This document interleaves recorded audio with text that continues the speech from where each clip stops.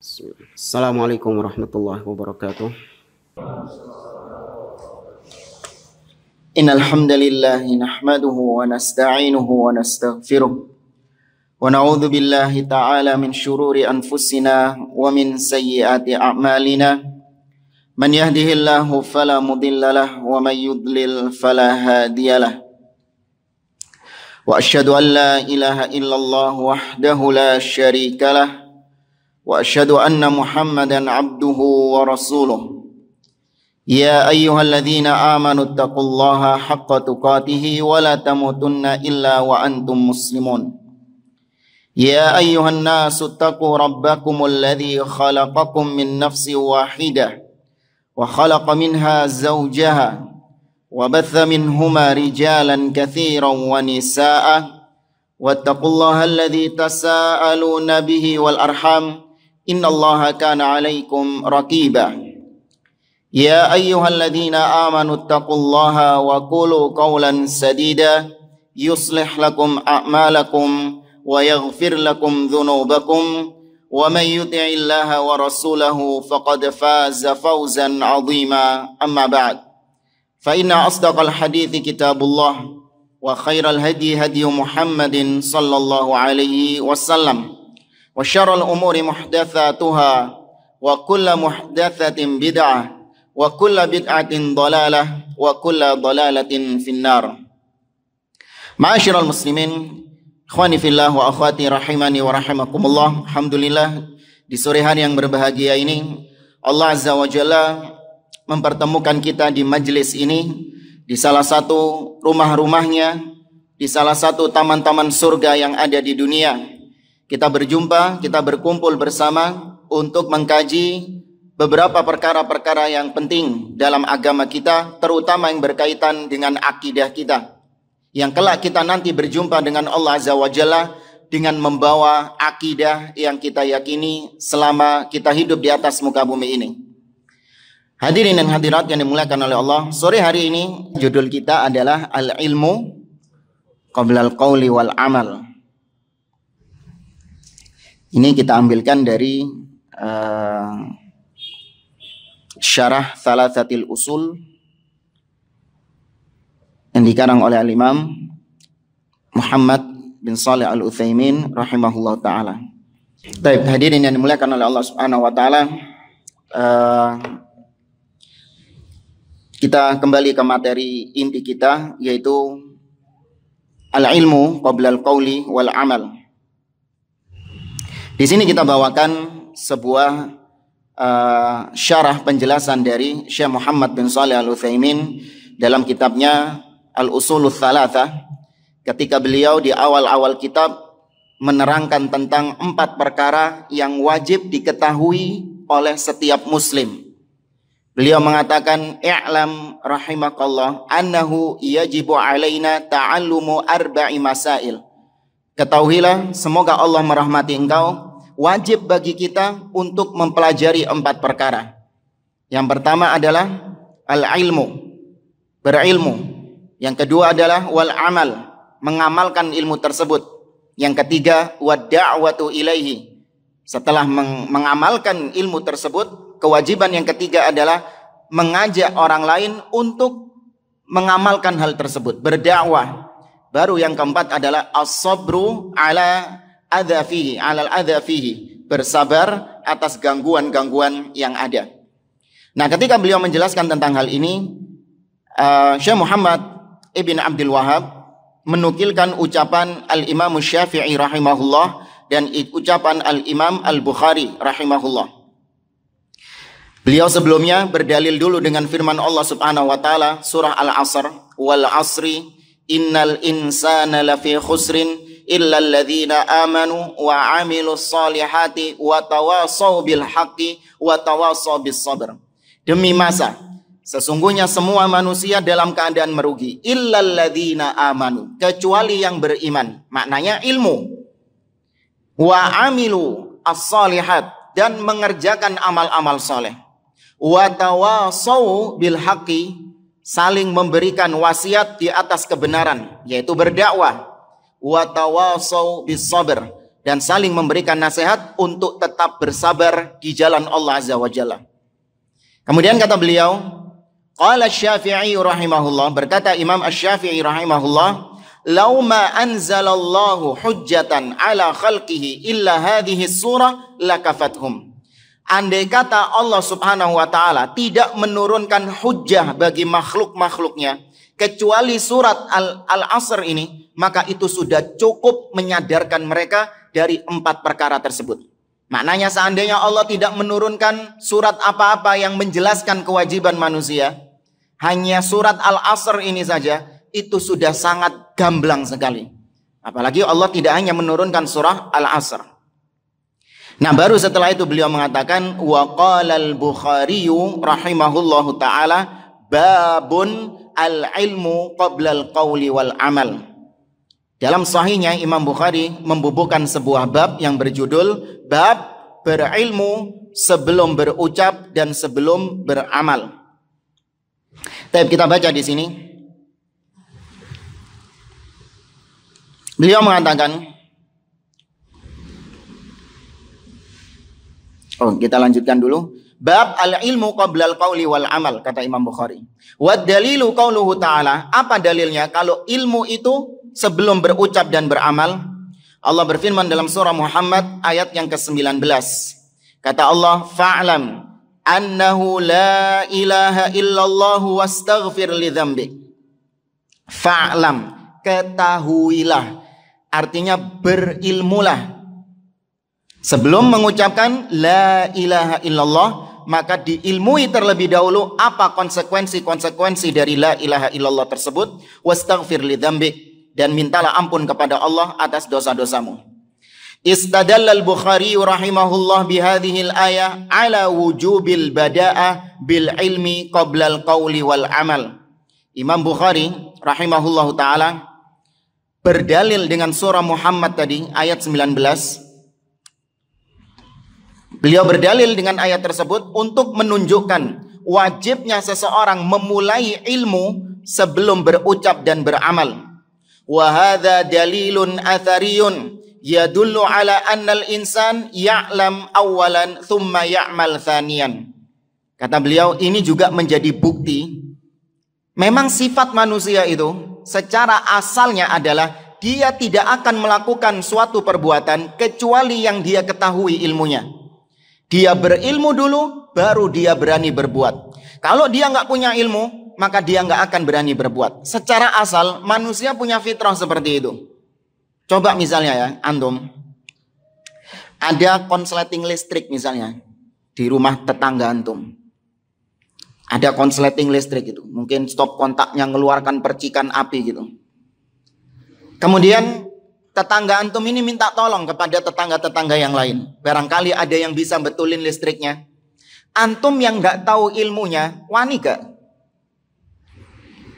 Nggak bakalan berani. Kecuali ada seseorang yang memang tahu ilmunya, dia bisa mengatasinya, baru dia memberanikan diri untuk membetulkan itu. Ada mobil mogok misalnya. Orangnya nggak tahu nih gimana cara membetulinnya ini. Berani nggak antum betulin mobilnya itu? Bukannya malah memperbaiki, malah semakin merusak. Lihat, dalam perkara-perkara dunia seperti ini, manusia itu cenderung tidak mau melakukan sesuatu kecuali apabila dia berilmu tentang sesuatu itu. Dan tidak akan mengucapkan sesuatu kecuali dia tahu ilmunya tentang sesuatu itu. Anda ditanya misalnya sama tetangga Anda tentang ilmu kedokteran. Mas, anak saya tuh kenapa ya? Seharian ini badannya panas. Dia itu nggak mau makan. Dia itu kerjaannya tiduran terus. Kira-kira dikasih apa ya biar dia ini semangat lagi? Anda kalau nggak tahu ilmunya berani nggak ngomong? Oh, anu aja bu, kasih dia itu apa misalnya? Kasih minum Panadol. Samplek suruh minum semua bu. Kalau kurang bodrek beliin bu.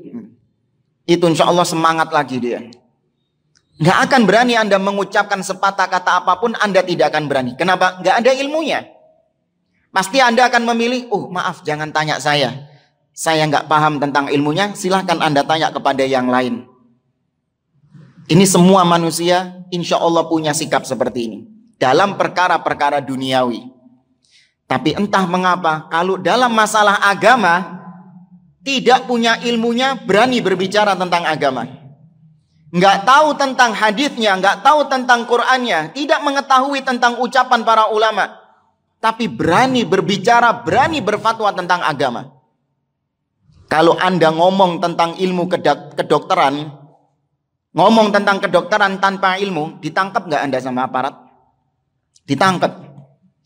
Anda berbicara tentang ilmu ekonomi misalnya, atau tentang bahasa yang Anda tidak ketahui, pasti Anda akan dibully habis-habisan.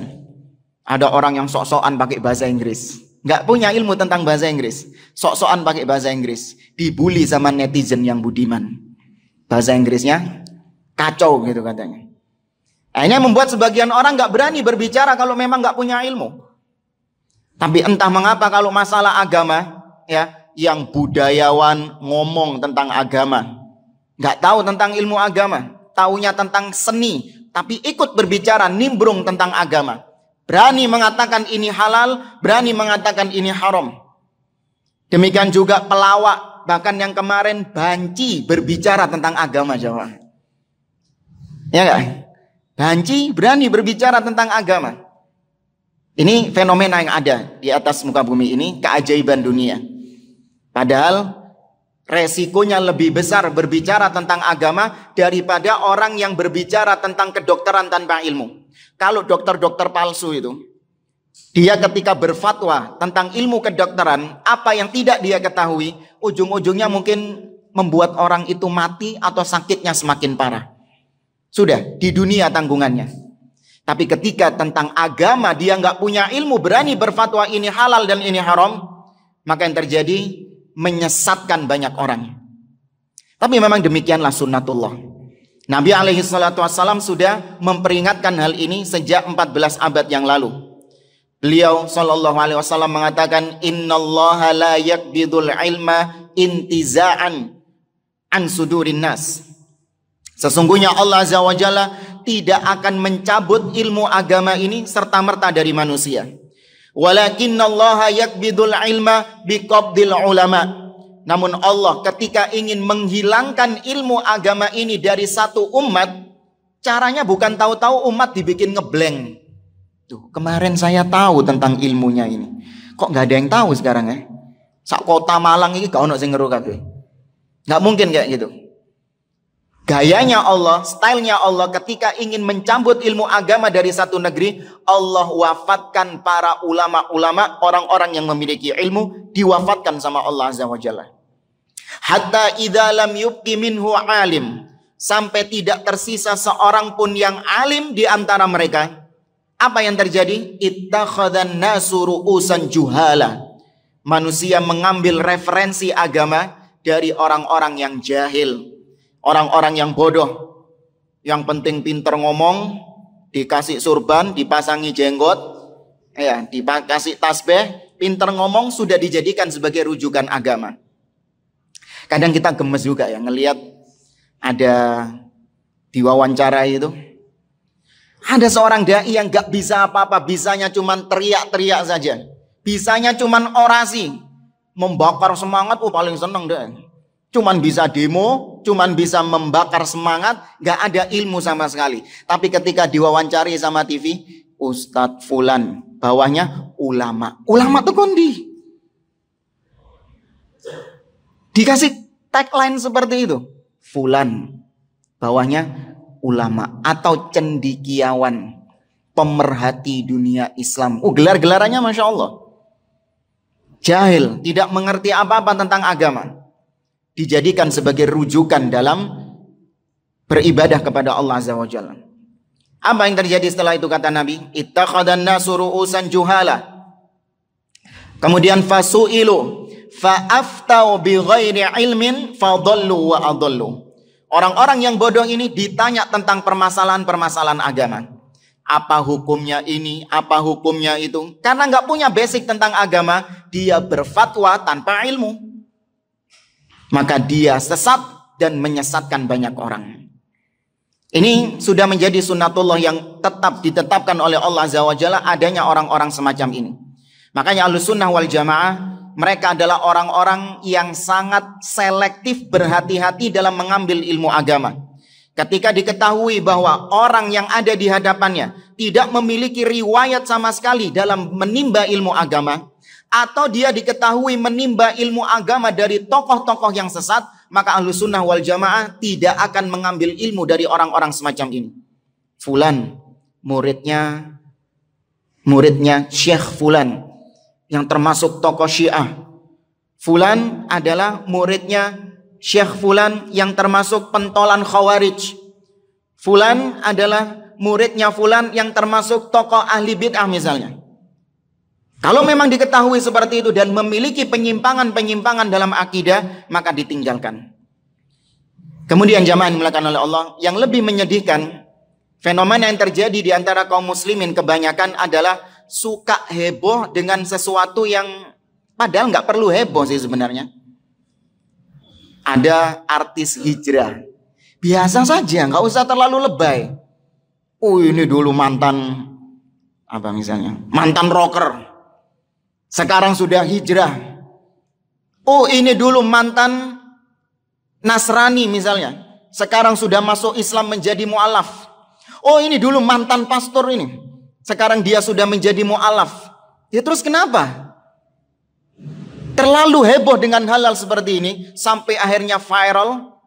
Yang terjadi, yang mantan artis, mantan penyanyi, mantan rocker, mantan orang Nasrani, mantan pastor tadi dikasih panggung untuk memberikan ceramah agama. Padahal mau mantan artis, mau mantan rocker, mau dia mantan pastor, kewajibannya ketika masuk Islam apa? Belajar. Kewajibannya ketika masuk Islam belajar. Bukan terus langsung diangkat derajatnya, tahu-tahu diberi titel ustadz, diberi titel sebagai ulama. Nah, ini kebanyakan orang-orang seperti itu, asyik dengan hal-hal seperti ini. Karena nggak punya ilmu agama, baru masuk Islam sudah langsung diberi panggung, sudah menjadi gelar ustadz, maka yang disampaikan adalah kebodohan dan kebodohan. Yang disampaikan adalah hal-hal yang sama sekali jauh dari ajaran Nabi, jauh daripada metode para salaf. Ada mantan pastor yang isinya tiap ceramah mencaci maki penguasa. Ya, tiap kajian yang disampaikan apa? Tentang masalah politik nanti akan terjadi. Ya, pemerintah sekarang zalim, ini begini, kebijakan ini nggak boleh. Dan orang-orang masih ada yang mendengarkan seperti ini, herannya jamaah. Maka Ahlussunnah wal Jamaah tidak terlalu disibukkan dengan hal-hal seperti ini. Ya, mereka senantiasa menuntut ilmu, ya tidak mengambil ilmu kecuali daripada orang-orang yang diketahui memiliki manhaj atau memiliki akidah yang sehat, memiliki akidah yang selamat, jauh daripada kebid'ahan-kebid'ahan. Dan lanjut lagi kata Syekh Utsaimin, wa hunaka dalilun aqliyun nadhariyun yadullu ala anna al-ilma qabla al-qawli wal amal. Ada dalil lain secara akal, secara teoristik yang menunjukkan bahwa ilmu itu wajib didahulukan sebelum berucap dan beramal. Wa dzalika annal qawla awil amala la yakunu sahihan maqbulan hatta yakuna ala wifqi syariah. Kata beliau, itu disebabkan karena sebuah ucapan atau sebuah amalan tidak akan dikatakan benar, tidak akan diterima oleh Allah Azza wa Jalla kecuali apabila selaras dengan syariat Allah Azza wa Jalla. Jadi jamaah dimuliakan oleh Allah, kita tahu seorang mukmin 24 jam hidupnya beribadah kepada Allah. Mulai bangun tidur sampai tidur kembali, mulai dia balik sampai dia mati, semua hidupnya harus dijadikan kualitasnya ibadah kepada Allah Azza wa Jalla. Karena kita tahu agama Islam bukan hanya mengatur urusan vertikal ibadah, namun juga mengatur urusan sehari-hari. Pakai baju, ada peluang ibadah di situ, ada hukumnya dalam Islam. Ya, makan juga menjadi ibadah ketika itu. Kalau Anda melakukannya sesuai dengan syariat Islam, bahkan masuk WC itu bisa jadi peluang ibadah kalau Anda kerjakan sesuai dengan syariat Islam. Nah, semua itu baru bisa bernilai ibadah kalau Anda memiliki landasan ilmunya. Tapi kalau Anda tidak memiliki landasan ilmunya, tidak bernilai ibadah di sisi Allah. Sama enggak? Orang yang masuk WC pakai kaki kiri, memang karena dia tahu bahwa Allah nyuruhnya seperti itu. Sama orang yang sama masuk WC-nya pakai kiri, tapi ya karena kebiasaan aja dia. Sama enggak di sisi Allah? Beda. Yang satu bernilai ibadah, yang satu tidak bernilai ibadah. Karena ada orang kan kayak gitu, masuk WC itu betul pakai kaki kiri, cuman bukan karena Allah nyuruh dia pakai kaki kiri, enggak. Memang langkahnya dia itu kebetulan waktu masuk WC, kebetulan yang kiri. Yang kiri duluan masuk WC-nya. Ini tidak disebut sebagai ibadah. Demikian pula ucapan-ucapan yang kita ucapkan. Karena seorang mukmin ini ya, sifatnya seorang mukmin, lisannya itu senantiasa memiliki rem. Ada remnya. Ketika dia mau mengeluarkan suatu ucapan, ditahan dulu sama dia. Apa yang dipikirkan? Sebelum dia keluarkan kata-kata ini, dia menimbang, apakah ucapan yang saya ucapkan ini diridhoi oleh Allah ataukah dimurkai sama Allah? Apakah ucapan yang saya ucapkan ini itu mendatangkan pahala dari Allah atau justru menambah dosa dari Allah Subhanahu wa taala? Yang dikhawatirkan adalah itu, bukan apa kata manusia. Yang saya ucapkan ini kira-kira disenengi nggak sama jamaah ya? Enggak gitu. Yang saya ucapkan ini kira-kira dibenci nggak ya sama jamaahnya ya? Enggak gitu seorang mukmin itu. Tapi yang jadi bahan pertimbangan sama dia adalah Allah Subhanahu wa taala. Mau jamaahnya suka, mau teman-temannya nggak suka, nggak urusan. Yang penting dia cari ridho Allah Subhanahu wa taala, bukan ridhonya manusia. Allah Azza wa Jalla mengatakan, atau Nabi SAW mengatakan, manil tamasa ridallah bisukhtin nas radhiyallahu anhu wa arda bihin nas. Barang siapa yang mencari ridho Allah dengan resiko manusia membenci dia, maka Allah akan jadikan dia ridho. Allah akan ridho kepada dia, dan Allah jadikan manusia yang lain juga ridho kepada dia. Wa manil tamasa ridhon nas bisukhtillah sakhitallahu anhu wa askhata bihin nas. Tapi barang siapa yang mencari ridho manusia dengan resiko Allah murka sama dia, maka Allah akan murka beneran, dan Allah jadikan orang-orang yang dia cari ridhonya itu juga belenek sama dia. Nah, ini timbangan kita jamaah. Ya, timbangan seorang dai juga seperti itu.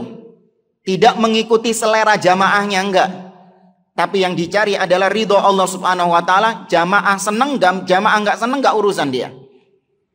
Maka ucapan yang kita ucapkan, dari mana kita tahu kalau Allah ridho dengan ucapan kita jamaah? Apa pakai perasaan? Saya ulangi pertanyaannya ya. Dari mana kita tahu ucapan yang kita ucapkan dan perbuatan yang kita lakukan itu diridhoi Allah atau dimurkai Allah? Dari mana kita tahunya? Anda sekarang melakukan aktivitas, mendengarkan kajian di sini, datang ke rumah Allah Subhanahu wa taala. Apakah itu diridhoi Allah atau dimurkai Allah? Tahu dari mana? Tahu dari ilmu. Taunya adalah dengan ilmu, bukan dengan perasaan jamaah. Saya melakukan ini kayak-kayaknya ya Allah senang sama ini. BE loh ya, Allah senang sama ini. Sepertinya begitu. Tahu dari mana? Ya kayaknya gitu. Nggak bisa seperti ini jamaah. Kalau memang itu hal yang diperintahkan sama Allah, kemudian Anda kerjakan, maka itulah yang diridhoi oleh Allah. Tapi ketika Allah tidak memerintahkannya, kemudian Anda memunculkan itu sendiri dengan anggapan ini dicintai sama Allah, maka berarti Anda berdusta di situ. Ya, Anda berdusta di situ atas nama Allah Subhanahu wa taala. Baik, kita lanjutkan kata beliau, wala yumkin ay ya'lamal insanu anna amalahu ala wifqi syari'ah illa bil ilmi. Dan tidak akan mungkin seseorang tahu amalannya itu sesuai dengan kemauan Allah, kita ini nggak akan tahu amalan kita ini sesuai dengan kemauan Allah kecuali dengan ilmu, jamaah. Allah kan nyuruh kita melakukan amalan-amalan sesuai dengan apa yang Allah inginkan, bukan sesuai dengan apa yang Anda kerjakan, tidak. Itulah kenapa tujuan diutusnya Nabi SAW dan para nabi-nabi yang lain, untuk mengajarkan kepada manusia, ngene loh caranya beribadah kepada Allah. Itu diutusnya Nabi kayak gitu. Salah satu fungsi Allah mengutus nabi-nabinya, Allah menurunkan kitab-kitabnya untuk mengajarkan kepada manusia tata cara beribadah kepada Allah sesuai dengan yang diinginkan Allah Subhanahu wa taala. Sehingga manusia beribadah itu sesuai dengan apa yang diinginkan Allah, bukan beribadah apa yang diinginkan oleh manusia itu sendiri. Nah, kalau kita melihat dari sisi ini, jelaslah bahwa semua perbuatan bid'ah itu dhalalah. Semua perbuatan bid'ah itu adalah sesat. Kenapa? Karena menganggap fungsi Nabi sia-sia diutus. Kan gitu. Coba Anda pikirkan, kalau bid'ah ini boleh, legal, kira-kira Nabi SAW diutus itu sia-sia enggak? Sia-sia. Kesian, 13 tahun di kota Mekah diusir-usir, 10 tahun di Madinah beliau berperang-perang terus untuk menegakkan agama Allah, untuk mengajarkan kepada manusia tentang bagaimana beribadah kepada Allah. Setelah nabinya mati, umat Islam sudah pinter bikin ibadah sendiri. Ya kan? Sudah pinter ngarang-ngarang ibadah sendiri. Kalau gitu nggak usah diutus Nabi. Apa susahnya Allah memerintahkan kepada manusia, silahkan kalian beribadah dengan style kalian sendiri sudah. Karepmu. Ya, bagaimanapun cara ibadah kalian, nggak apa-apa, aku terima. Mestinya kayak gitu. Tapi ternyata tidak. Allah utus nabi-nabinya, Allah turunkan kitab-kitabnya untuk mengajarkan bagaimana beribadah yang benar kepada Allah Azza wa Jalla. Walakin hunaka asya' ya'lamuhal insanu bifitrihi kal ilmi bi anna Allah ilahun wahid. Fa inna hadha qad fatara alaihi al-'abdu. Ada ilmu-ilmu yang memang harus dipelajari. Seperti ilmu agama ini yang berkaitan dengan Al-Quran, berkaitan dengan ibadah, akidah, itu harus dipelajari oleh seorang muslim. Tapi di sisi lain, ada ilmu yang sudah otomatis ada dalam diri manusia. Tanpa dia belajar, dia itu sudah punya sudah punya ilmu tersebut. Itu yang disebut dengan fitrah manusia yang lurus. Tidak pakai diajari, sudah tahu. Contoh misalnya, di antara fitrah yang lurus ya, yang tanpa belajar saja orang sudah tahu. Tuhan itu ada di mana? Di atas. Ini nggak pakai belajar akidah, nggak perlu pakai belajar akidah tahawiyah, belajar syara akidah wasitiyah, ya belajar kitab-kitab akidah tentang di mana Allah. Penjelasan para ulama-ulama, baca kitabnya Imam Az-Zahabi misalnya, Al-Ulu fi apa nama kitabnya? Al-Ulu lil Aliyil Ghaffar. Ya, ketinggian bagi Allah yang maha tinggi dan maha pengampun. Nggak perlu baca kitab-kitab seperti itu. Orang kalau fitrahnya masih waras, dia pasti akan mengatakan Allah atau Tuhan itu berada di atas. Anak-anak kecil itu, coba anak pengen tahu.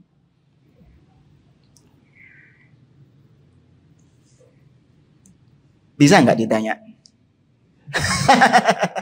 Sudah gini dulu, belum ditanya gini dulu. Dek, Allah di mana? Di atas. Ya. Bahkan orang-orang yang gak pernah mengenyam pendidikan agama sekalipun, sing belakraan, gak tahu teko nang masjid, gak tahu ngaji kitab, gak tahu ngurung-ngurung pengajian sama sekali. Dia akan mengatakan semua kehidupanku atau kita semua problem kita serahkan kepada yang di atas. Ya, kita serahkan semuanya kepada yang di atas. Ini masih ada fitrah-fitrah seperti ini kalau memang masih waras ya fitrahnya ya. Bahkan ahli bid'ah sendiri yang menolak Allah berada di atas, nggak bisa ngeles jamaah.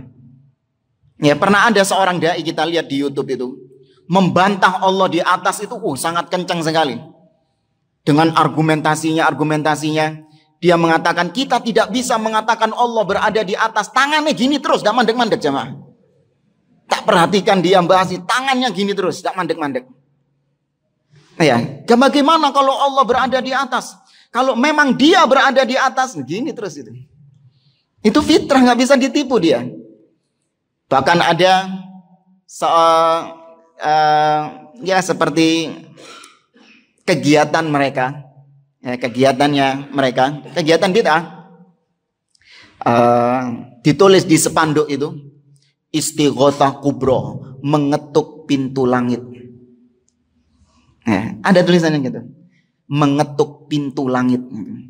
Siapa yang diketuk pintu langit itu? Ada siapa di situ? Ini mereka nggak bisa ngeles dari itu. Mereka getol misalnya mengadakan kegiatan-kegiatan seperti Isra, peringatan Isra Mi'raj. Tapi cuman diadakan peringatan-peringatannya, akan tetapi akidah yang paling esensial dari peringatan peristiwa Isra dan Mi'raj apa? Nabi diangkat naik ke atas. Nabi berdialog dengan Allah Subhanahu wa taala di situ. Ini tidak mereka ambil ibrohnya. Ya, ini sekali lagi fitrah manusia yang masih lurus, pasti dia tahu Allah berada di atas tanpa belajar. Ya, settingannya dari Allah sudah seperti itu. Demikian juga tentang tauhid ini, bahwasanya Tuhan itu cuma satu. Ya, Tuhan yang menciptakan itu cuma satu.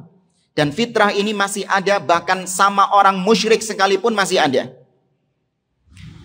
Anda coba perhatikan ya, para penyembah-penyembah berhala itu. Kalau kita lihat dalam Al-Quran misalnya, di zaman Nabi Ibrahim alaihissalam, Allah kisahkan Nabi Ibrahim, kaumnya itu punya berhala-berhala yang banyak. Dihancurkan semua sama Nabi Ibrahim, disisakan yang satu.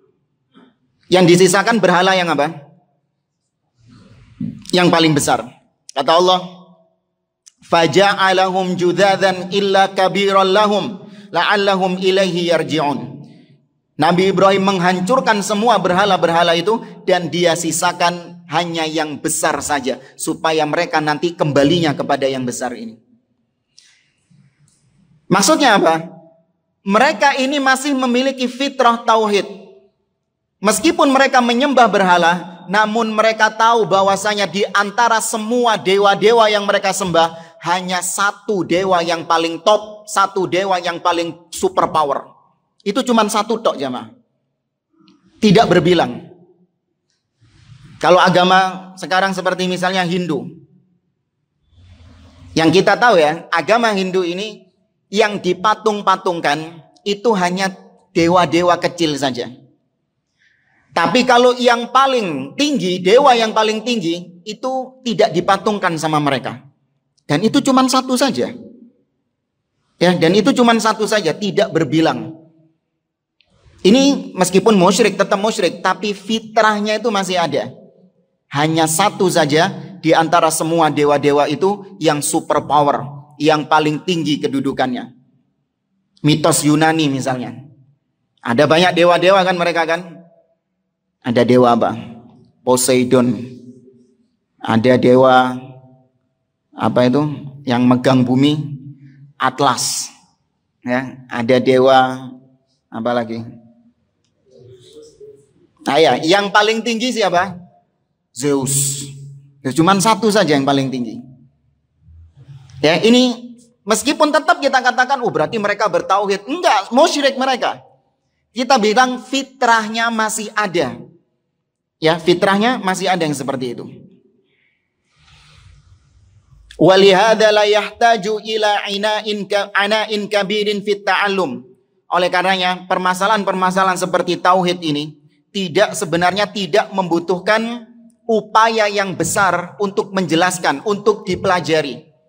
Sebenarnya tidak membutuhkan usaha yang terlalu besar untuk mempelajari tauhid ini. Karena karena fitrah mereka itu masih ada. Ya, hanya tinggal dibelokkan kembali ke fitrahnya tersebut. Karena Nabi SAW Allah perintahkan banyak di dalam Al-Quran untuk mengembalikan fitrah mereka agar kencang lagi. Misalnya Allah berfirman dalam surah Yunus ayat yang ke-31.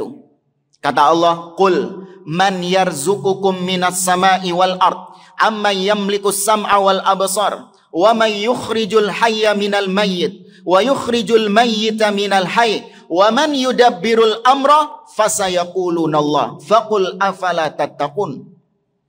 Katakan wahai Muhammad kepada orang-orang musyrikin Quraisy itu, siapa yang menciptakan, siapa yang memberi kalian rizki dari langit dan dari bumi?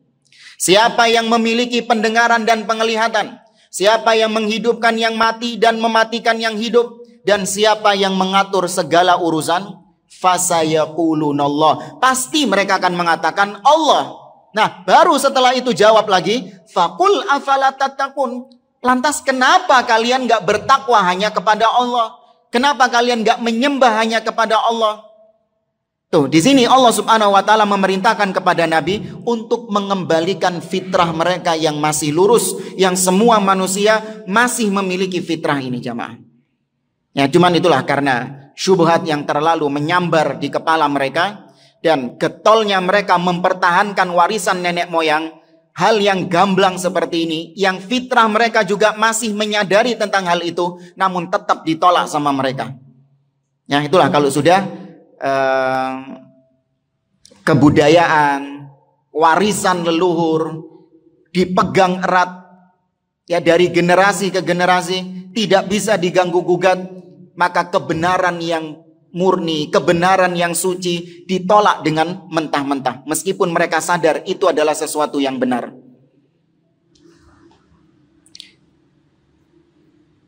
Amal masail al-juz'iyah al-muntashirah fahiyya allati tahtaju ila ta'allum wa takrisin juhud.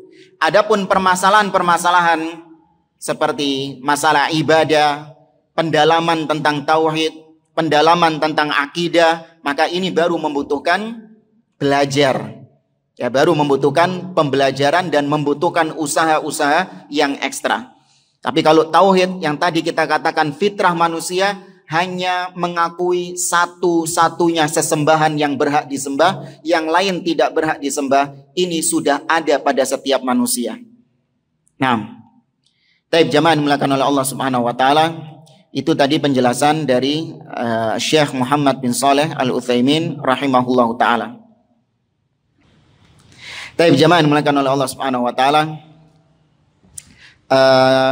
kita baca penjelasan yang lain dari para ulama. Di sini kita bawakan dari Syekh Shalih Fauzan Al-Fauzan hafizahullahu taala. Ya, masih tentang ilmu dan kaitannya dengan dakwah. Ya, berilmu sebelum berucap, maknanya adalah berilmu sebelum berdakwah. Taib Syekh Shalih bin Fauzan Al-Fauzan, ya, beliau adalah anggota dari Lajnah Ad-Daimah di Saudi Arabia. Beliau ditanya dalam sebuah kitab yang dikumpulkan fatwa-fatwa beliau dalam kitab yang berjudul Al-Ajwibatul Mufidah an As'ilatil Manahij Al-Jadidah. Di soal nomor 15 beliau ditanya, qad yatawahhamul ba'du anna ad-da'wata ila Allah la yaqumu biha illa al-ulama'i 'ala al-itlaq. Wa annahu la yalzamu ghairuhum al-qiyama bid-da'wati fima 'alimuhu. Fama taujihu fadilatikum fi dzalik? Kata penanya ini kepada Syekh, sebagian orang mengira bahwa dakwah, ya, dakwah ini artinya mengajak, ya. Dakwah secara bahasa artinya mengajak. Dakwah mengajak ke jalan Allah itu tidak boleh dilakukan kecuali oleh orang yang punya ilmu. Kecuali oleh orang yang punya ilmu secara mutlak sudah. Yang nggak punya ilmu haram hukumnya untuk berdakwah. Berdakwah apa tadi? Mengajak secara umum. Kata beliau, kata penanya ini, dan selain orang yang berilmu itu tidak boleh untuk berdakwah sesuai dengan kapasitas keilmuannya. Maka apa arahanmu wahai Syekh tentang hal ini? Maka beliau menjawab, hadza laisa bitawahhumin, hadza haqiqatun. Ini bukan dugaan. Pernyataan tadi itu adalah hak, benar. Ad-da'wah la yaqumu biha illal ulama. Berdakwah, mengajak manusia ke jalan Allah, itu enggak boleh dilakukan kecuali oleh orang yang berilmu. Ya, kecuali oleh orang yang berilmu. Lakin hunaka umurun wadihah ya'rifuha kulla insan. Akan tetapi ada perkara-perkara yang jelas yang semua orang itu mengetahui perkara tersebut. Fakullu insan ya'muru bil ma'ruf wa yanha 'anil munkar bihasabi ma'rifatihi. Maka setiap manusia boleh untuk al-amru bil ma'ruf wan nahi 'anil munkar sesuai dengan kapasitas keilmuannya. Jadi ada perkara-perkara yang sudah jelas jamaah, yang semua orang, entah dia itu belajar ataupun dia nggak belajar, dia tahu tentang perkara itu. Ada nggak orang Islam yang nggak tahu tentang wajibnya sholat? Sebodoh-bodohnya wis. Ada nggak yang nggak tahu tentang kewajiban sholat? Nggak ada kan? Insya Allah nggak ada kan? Ada nggak orang yang nggak tahu kalau ketika datang bulan Ramadan maka kewajibannya puasa? Apakah hanya orang-orang yang ngaji di masjid-masjid tok sing ngeru poso itu? Enggak kan? Apakah hanya orang yang ngaji saja yang tahu kalau mencuri itu haram? Kalau berzina itu haram? Kalau berdusta itu haram? Semua orang mengetahuinya. Ya, semua orang mengetahuinya. Yang berilmu dan yang tidak berilmu, perkara-perkara seperti ini semua orang mengetahuinya. Maka inilah yang dimaksud oleh beliau, semua orang boleh berdakwah ya sesuai dengan kapasitas keilmuannya. Contohnya gimana? Misalnya beliau mengatakan, fayamuru ahla baitihi bis shalah. Seorang ayah dia berdakwah kepada keluarganya, mengajak keluarganya untuk melaksanakan sholat. Boleh nggak? Apa harus orang tuanya ini ustadz dulu? Hah? Harus belajar dulu ke Madinah, ya? Atau mungkin mondok di mana dulu? Anakmu nggak kau suruh sholat? Saya nggak punya ilmu. Gitu. Anaknya ketika adzan kumandang keleleran main. Kulo anakmu kulo. Suruh dia untuk melaksanakan sholat. Jangan, itu tugasnya ustadz. Apa gitu? Orang tua goblok kayak gini. Ya, ketika ngelihat misalnya anaknya putrinya membuka aurat, keluar rumah dengan membuka aurat, ya tidak menutup auratnya, kemudian ditegur, itu loh anakmu tuh keluar rumah pakaiannya seronok seperti itu. Kandanono iku aja oleh. Oh enggak, saya bukan ustadz gitu. Nggak boleh. Yang bisa seperti itu hanya ustadz dulu. Ada kawannya berbuat kesyirikan. Jelas-jelas dia datang ke kuburan-kuburan keramat, nyungsep-nyungsep di situ. Itu loh temanmu berbuat kesyirikan. Kandanono ojo oleh, itu berbuat syirik itu. Jangan. Saya masih belum selesai bahas kitab tauhid. Saya masih belum punya ilmu tentang hal itu. Kau tahu nggak itu perbuatan syirik? Iya tahu, tapi itu tugasnya ulama. Itu tugasnya ustadz, bukan tugas saya. Enggak, seperti ini salah.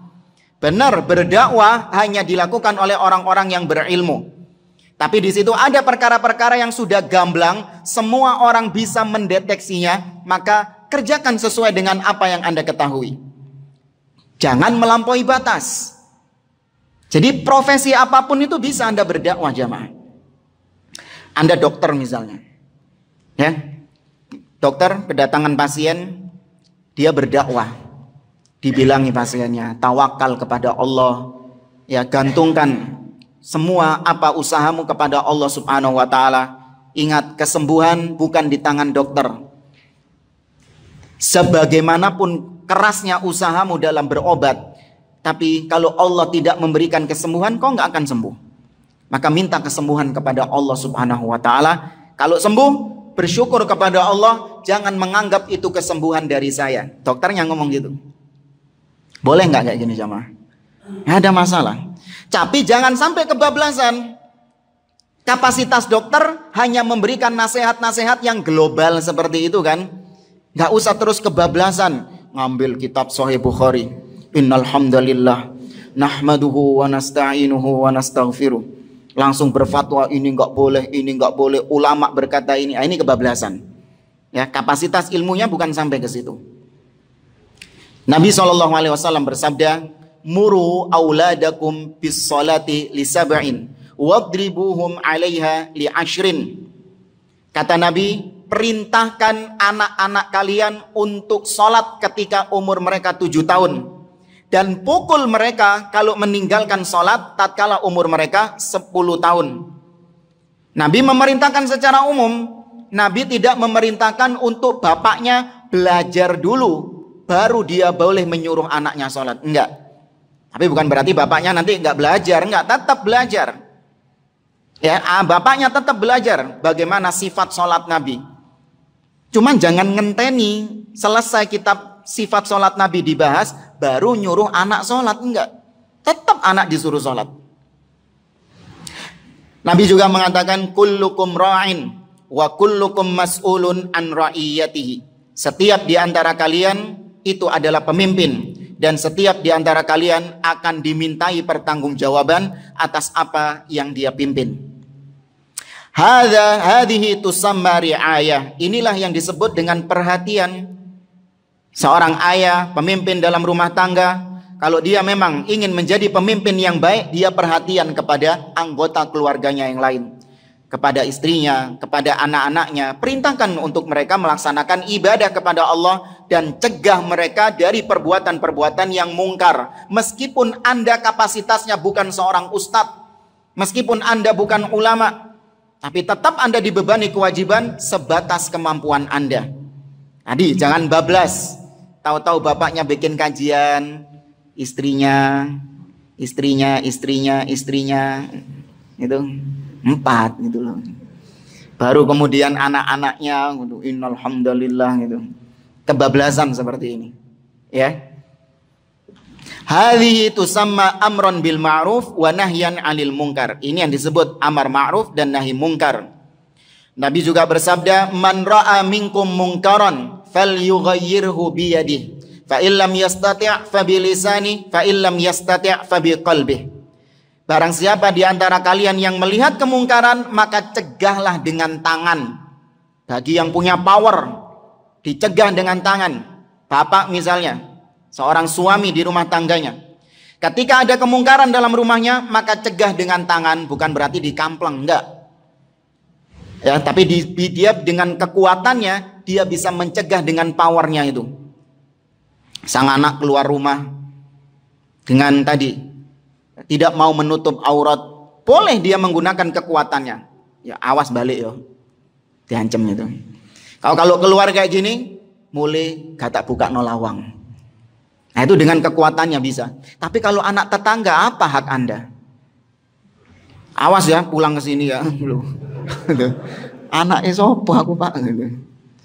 Maka kalau nggak punya power, ada tingkatan yang di bawahnya. Fabilisani, dengan lisan.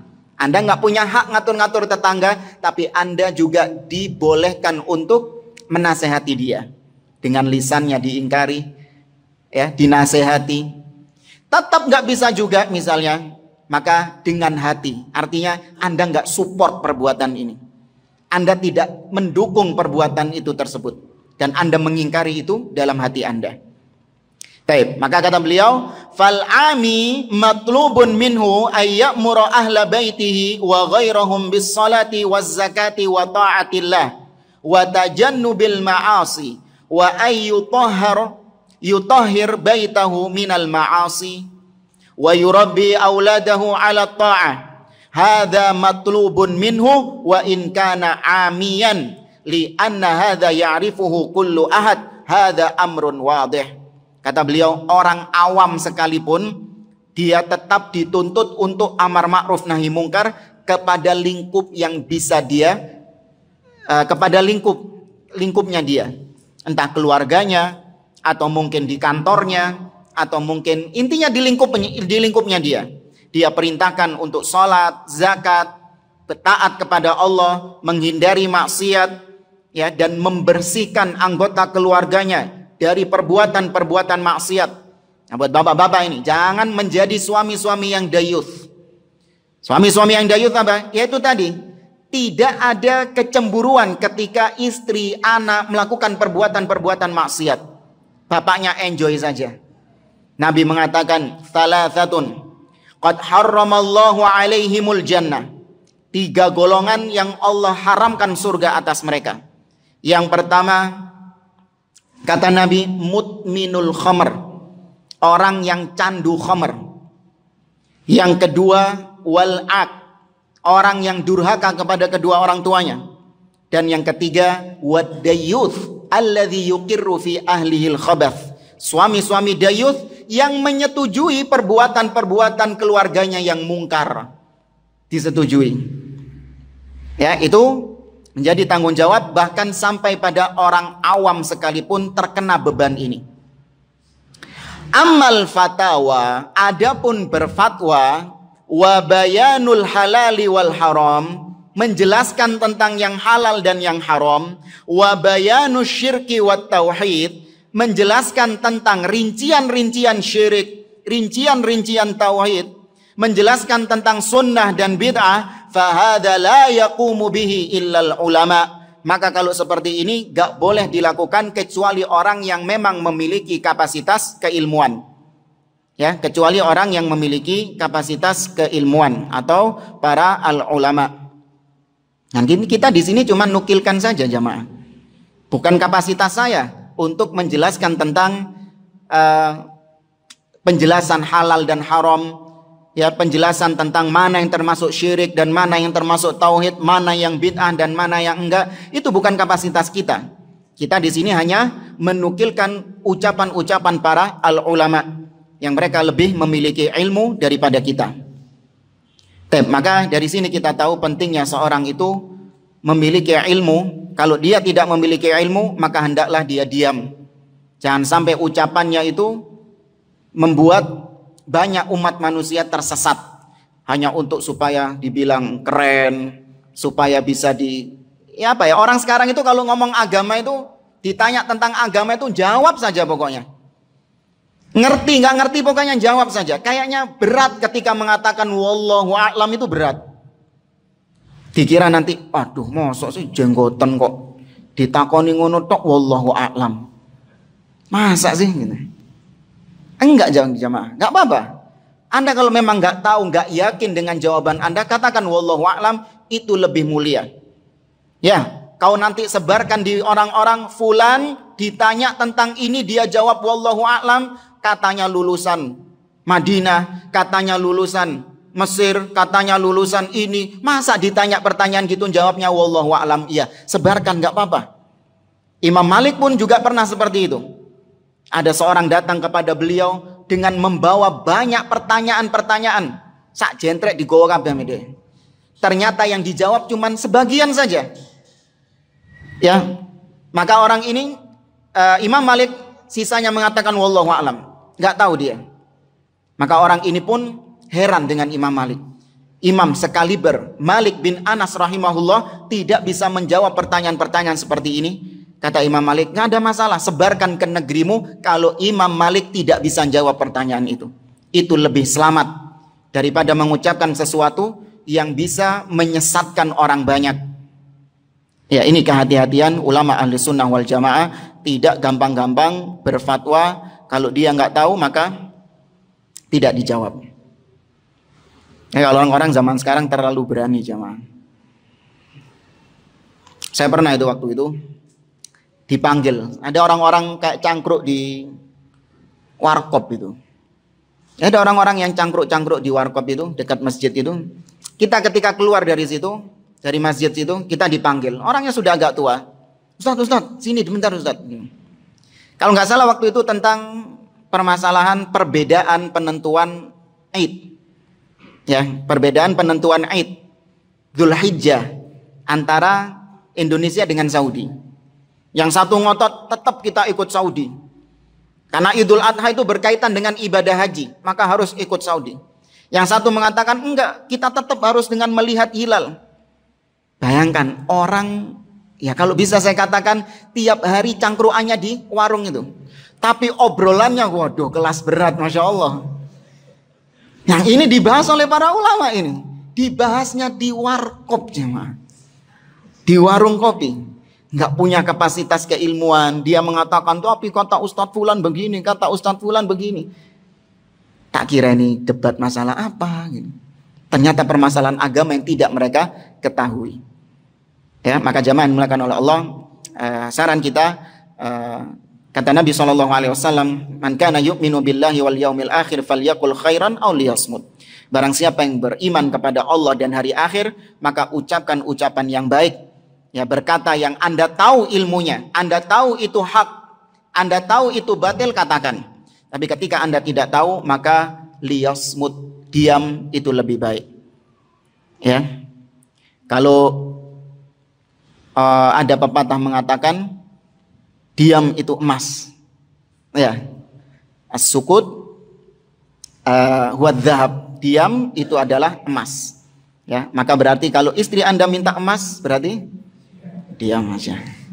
Itu emas. Baik, hadza wallahu a'lam bishawab. Anak kira ini bisa kita sampaikan. Barangkali ada yang ingin ditanyakan, tafadhol.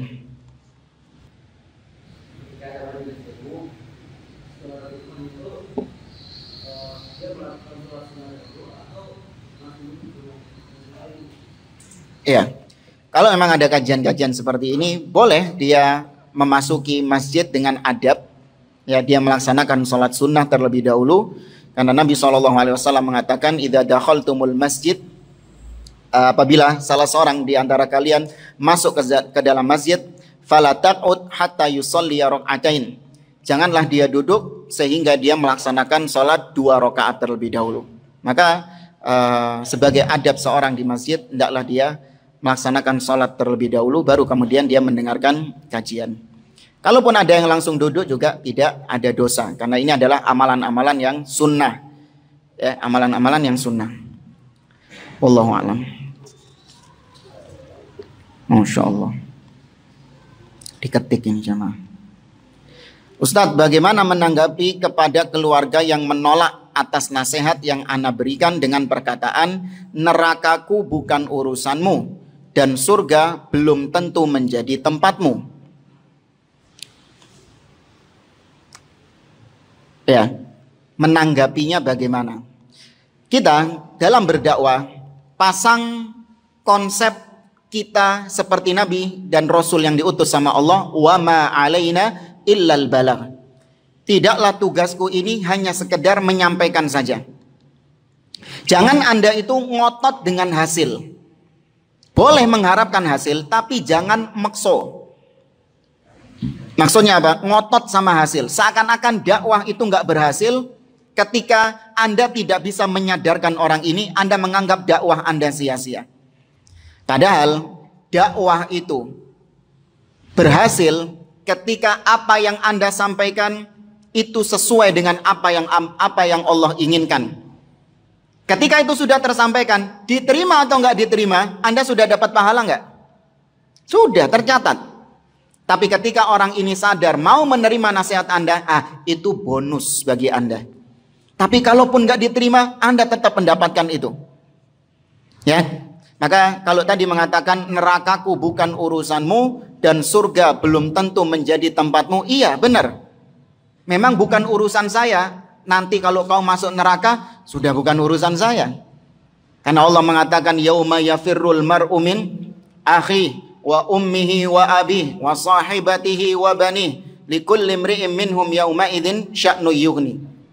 Jangankan aku sama engkau, nanti orang tua kita saja, bahkan anak kita saja lari dari kita.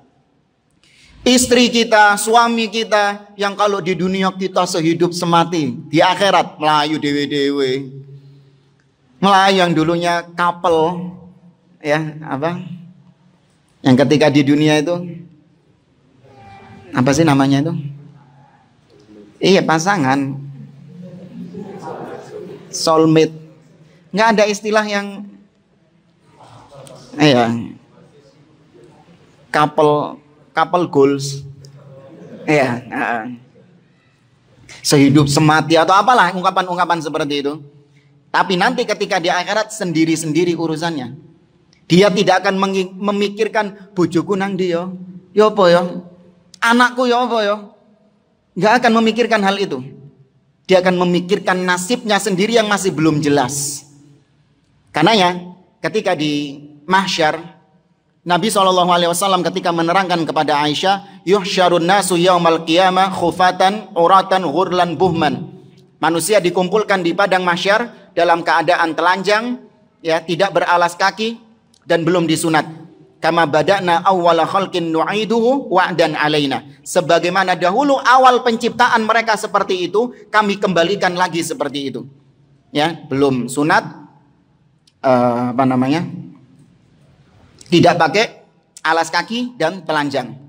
Kemudian kata Aisyah, ya Rasulullah, hal yanzuru ba'duna ba'dan? Ya Rasulullah, kalau kita dikumpulin dalam keadaan telanjang seperti itu, berarti kita saling melihat satu dengan yang lain dong. Ya kan, dikumpulkan di padang mahsyar dalam keadaan saling melihat aurat yang satu dengan aurat yang lain. Kalau orang dengerin hadis ini, ya dia bakalan, wah asik ini. Asik ini, saya menanti-nanti padang mahsyar ini gitu.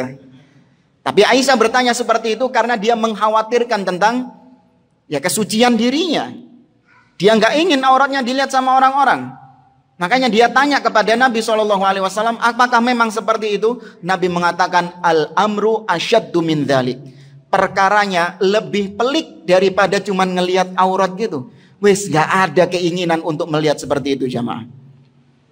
Ya, sebagaimana Anda ketika lagi serius, tahu-tahu Anda disodori sesuatu yang Anda sukai misalnya. Kira-kira mau nggak? Anda misalnya suka makan bakso. Senang makan bakso. Tapi ketika Anda dalam keadaan yang genting, kemudian disodori bakso, kolu gak? Gak kolu, gak dipangan misalnya. Seperti misalnya ketika ada salah satu anggota keluarga Anda yang meninggal. Iya, di depan ada jenazahnya, tahu-tahu disodori bakso. Gak kolu sudah, gak dipangan. Padahal paling senang misalnya. Atau ditawari apalah, wanita yang paling dia cintai misalnya datang kepada dia, nggak direken juga. Kenapa? Ini ada hal yang lebih penting daripada itu. Ya, ini kalau analogi seperti itu. Tapi lebih dahsyat ini. Ya, hari kiamat lebih dahsyat dari itu. Maka katakan kepada dia, benar, neraka bukan urusanku dan surga juga belum tentu aku dapatkan. Namun ayo kita sama-sama meniti jalan ke sana. Ya, tugas saya adalah mengajak engkau untuk sama-sama berjalan ke sana. Kesampaian atau enggak, wallahu alam. Yang penting saya berusaha untuk mengajak engkau ke sana. Ya, sampaikan itu kepada dia, wallahu alam.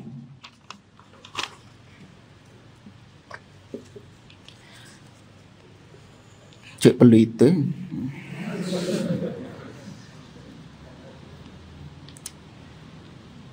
Ustaz, bagaimana penjelasan tentang larangan mengambil ilmu dari orang-orang yang as-saghir? Ya, sudah kita singgung tadi ya. Mengambil ilmu dari orang-orang yang memang tidak jelas keilmuannya. Orang-orang yang pandir, orang-orang yang juhal, orang-orang yang bodoh. Tapi karena dia mungkin memiliki masa, atau mungkin dia ini berasal dari nasab yang terpandang. Padahal nggak ada ilmunya.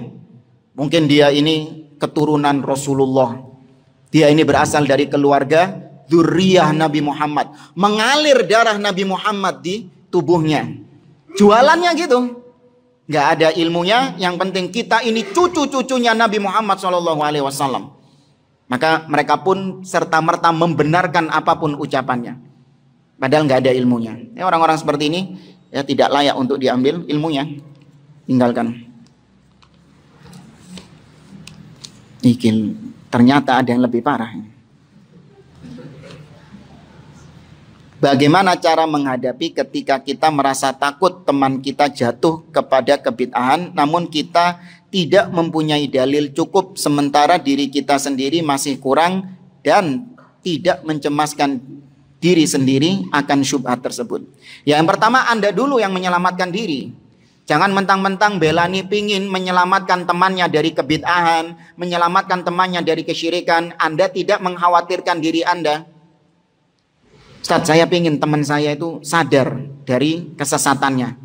Terus gimana? Ya, saya datangi majelis mereka, kemudian saya nasihati mereka agar mereka kembali kepada sunnah. Ya, bukan Anda yang mewarnai mereka, mereka yang mewarnai Anda. Ya, mereka yang mewarnai Anda. Ya, di sini ada penjelasannya dari Syekh Shalih Fauzan. Merubah orang dalam lingkup kelompok itu sesuatu yang hampir bisa dikatakan mustahil. Ya, tapi kalau merubah secara orang perorangan itu masih bisa. Karena ya kalau Anda ingin supaya teman Anda kembali kepada sunnah, dijauhkan dari kebid'ahan, nggak perlu Anda mengambil resiko untuk datang ke majelis-majelisnya. Ya, tapi kasih mungkin buku kalau Anda suka baca, atau mungkin kasih tentang video-video, mungkin ada WhatsApp kasih tentang video-video yang menjelaskan tentang syubhatnya orang-orang yang dia ikuti. Ya, kalau Anda memang di sini dikatakan tidak memiliki dalil. Atau tadi gunakan logika. Kalau memang Anda tidak memiliki hujah yang kuat dari nas-nas Al-Qur'an dan Sunnah, Anda menggunakan hujah-hujah berupa logika. Masa sih Mas? Coba sekarang bayangkan ya. Bid'ah yang kau kerjakan sekarang ini, apakah itu diketahui oleh Nabi SAW? Nabi tahu nggak kalau perbuatan ini amal soleh? Dia pasti nggak mungkin menjawab Nabi nggak tahu. Dia pasti akan menjawab Nabi tahu. Karena kalau dia mengatakan Nabi nggak tahu, selesai sudah. Lah kok inti bisa tahu? Keren dong. Dia pasti akan mengatakan Nabi tahu. Baik, lanjut ke pertanyaan kedua. Kalau Nabi tahu, kenapa Nabi SAW tidak mengerjakannya? Apakah Nabi sibuk? Terlampau sibuk sehingga Nabi meninggalkan pekerjaan ini? Amalan yang kau kerjakan sekarang? Atau Nabi menyembunyikannya? Nah, ini tuduhan kepada Nabi SAW. Nabi menyembunyikan sesuatu, tidak disampaikan. Kemudian beberapa tahun setelah Nabi wafat, baru ditemukan apa yang disembunyikannya. Nah, dari situ, dari pancingan-pancingan seperti ini, lama-kelamaan dia akan tersadarkan insya Allah tentang kebid'ahannya tersebut. Ya, tapi sekali lagi, Anda tidak perlu terlalu ngotot dalam hal ini. Cukup sampaikan saja, selebihnya Anda khawatirkan diri Anda sendiri.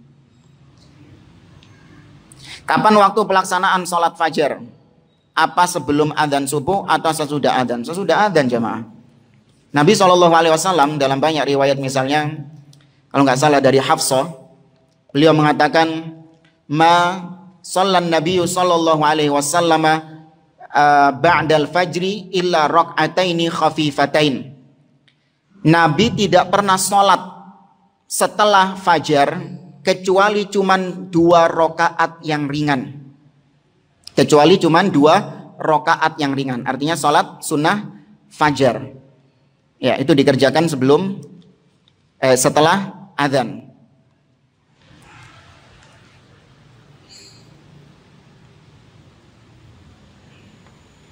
Kalau kita tidak tahu pahala atau keutamaan-keutamaan atas amalan sunnah seperti puasa di bulan-bulan haram, apakah kelak kita memperoleh pahala dan keutamaannya kalau kita mengerjakannya?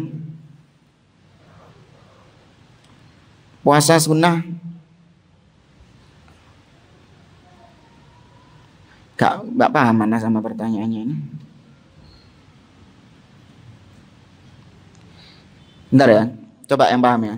Kalau kita tidak tahu pahala atau keutamaan-keutamaan atas amalan sunnah seperti puasa di bulan-bulan haram, apakah kelak kita memperoleh pahala dan keutamaannya kalau kita jadi kalau kita tidak mengetahui tentang keutamaan sesuatu, ketika kita mengerjakannya, apakah kita mendapatkan pahala dari hal tersebut? Ya, maka jawabannya iya. Kita nggak tahu misalnya kalau keutamaannya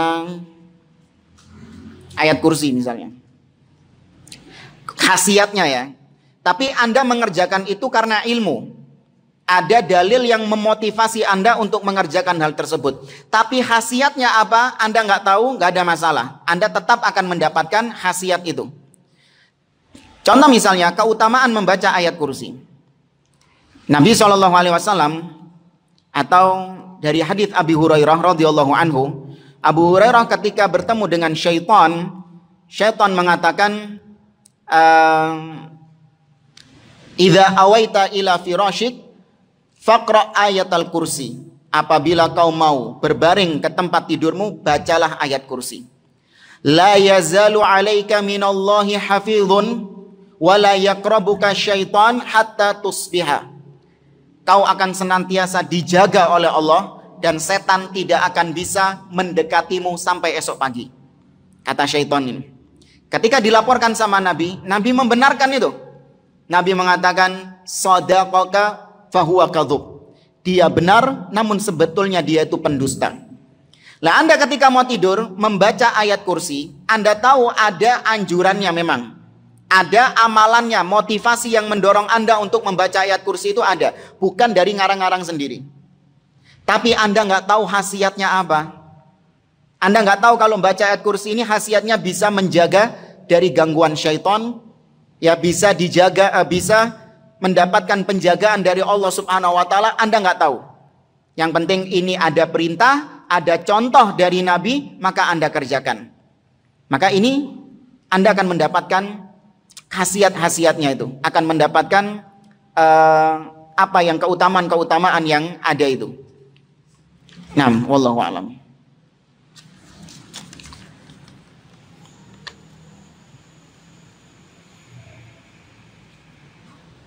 Ustadz, bagaimana cara menangkal seseorang?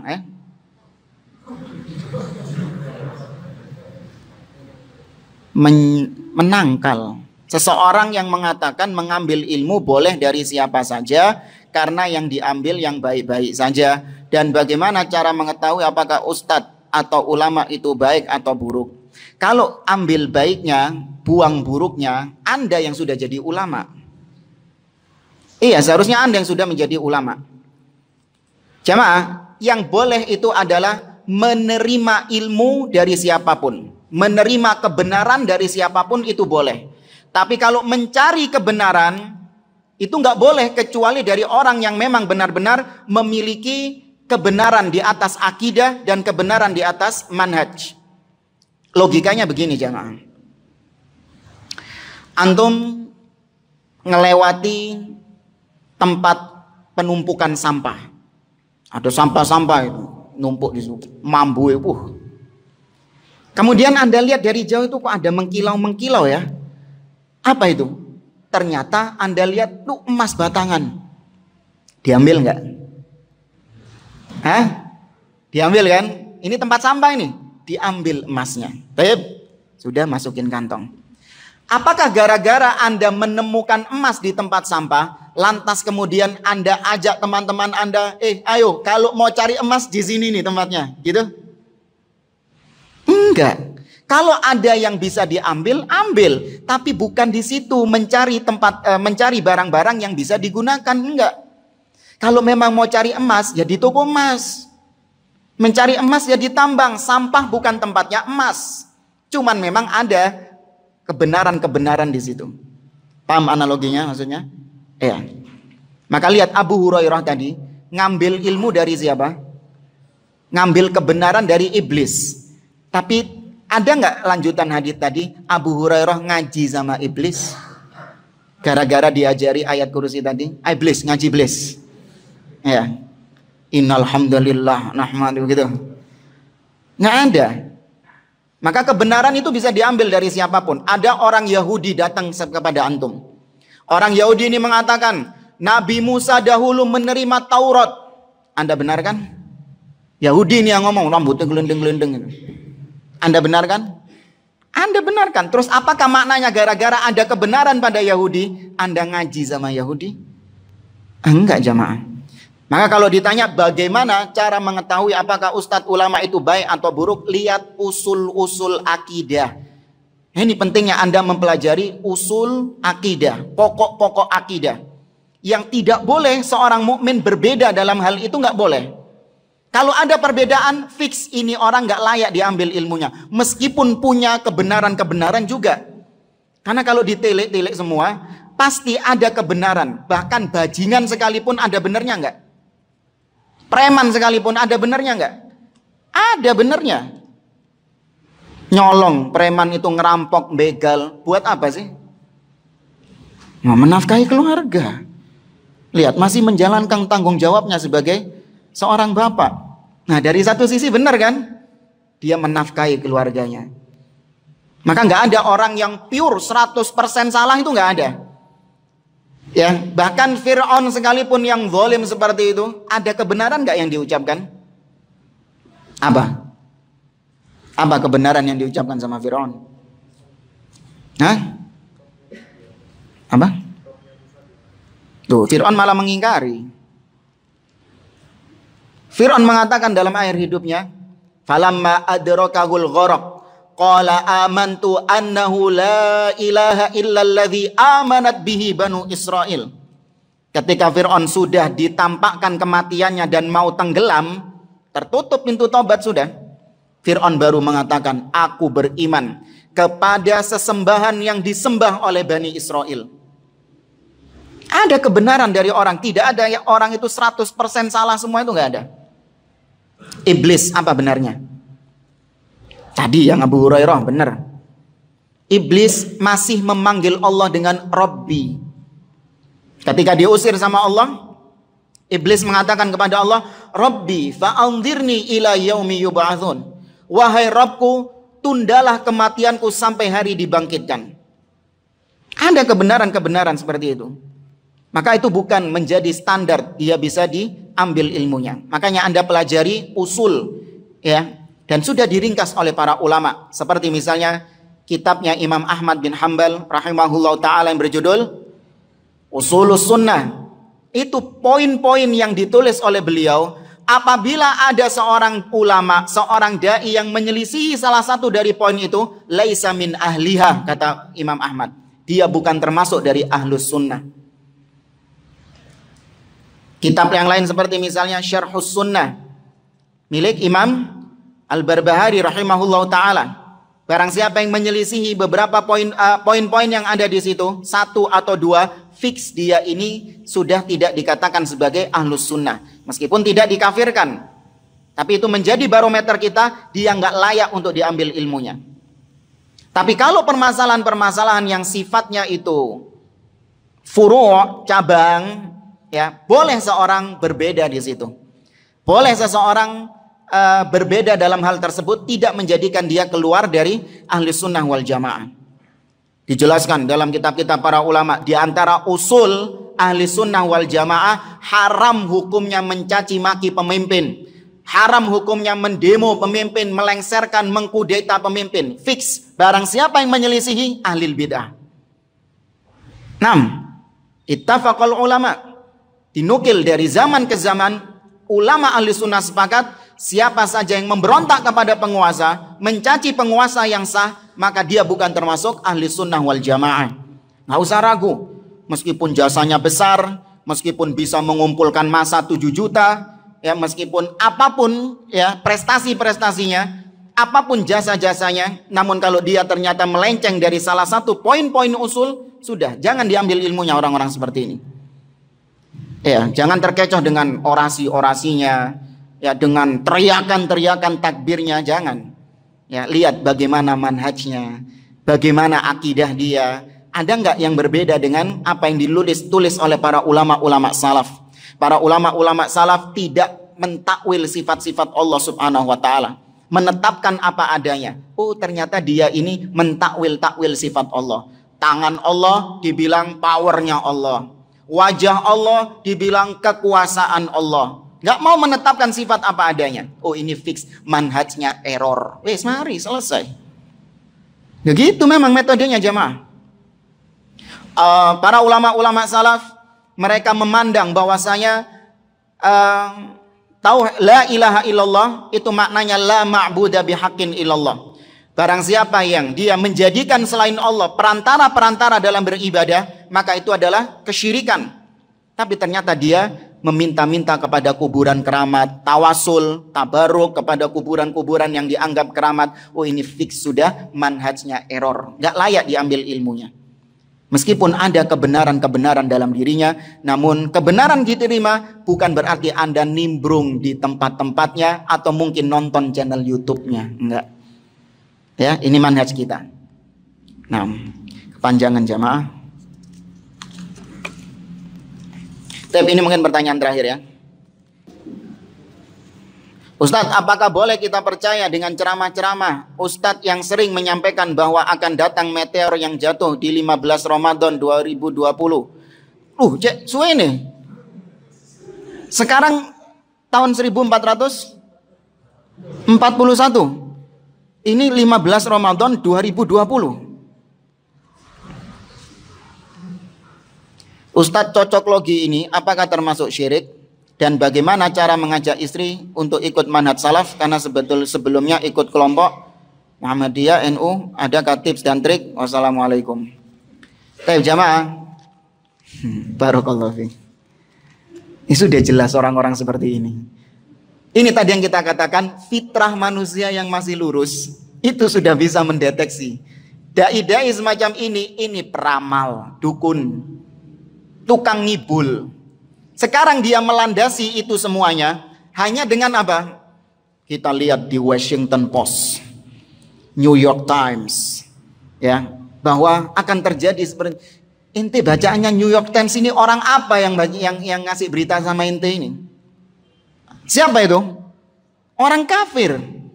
Dijadikan sama dia sebagai rujukan beragama, bayangkan jamaah. Padahal kita dalam menerima berita saja, dalam menerima hadis, jangankan orang kafir, orang muslim yang berdusta, itu hadisnya langsung dhaif. Seorang muslim, ketika dia tahu bahwa ini berdusta, oleh para ulama ahli hadis, beritanya tidak dianggap sebagai berita yang sahih. Turun derajat hadisnya jadi dhaif. Ini bukan orang kafir yang dijadikan sebagai sumber berita sama dia. Kemudian dicocok-cocokkan dengan hadis Nabi SAW. Ya, ini orang-orang seperti ini tukang ngibul semuanya. Nggak perlu didengarkan. Tidak seperti itu para ulama salaf dalam memaknai fenomena-fenomena tentang akhir zaman. Bahkan kita sampaikan ustadz-ustadz seperti itu tanda akhir zaman juga. Ini munculnya orang-orang seperti itu tanda akhir zaman juga. Nabi SAW mengatakan dalam hadis yang diriwayatkan oleh Imam Muslim, sayati fi akhiriz zaman dajjalun kadzabun ya'tunakum bil ahadits atau ya'tunakum minal ahadits ma lam tasma'u antum wala aba'ukum wa fa iyyakum wa iyyahum la yudillunakum wala yaftinunakum. Kelak akan datang di satu zaman para pendusta-pendusta. Mereka akan mengatakan kepada kalian dengan perkataan-perkataan yang belum pernah kalian dengar. Dan juga bapak-bapak kalian, nenek moyang kalian belum pernah dengar hal itu. Maka hati-hati kalian terhadap mereka. Jangan sampai mereka menyesatkan kalian. Dan jangan sampai mereka memfitnah kalian. Kita baru dengar Imam Mahdi sudah keluar. Iya enggak? 2020 Imam Mahdi akan keluar. Ramadan nanti akan muncul dukhon, ya paling dia yang dukhon sendiri aja. Dengan pastinya ini meramal masa depan. Baru sekarang loh ya, orang-orang semacam ini bermunculan dengan meyakinkan seperti itu. Tidak pernah kita dengar orang-orang sebelumnya.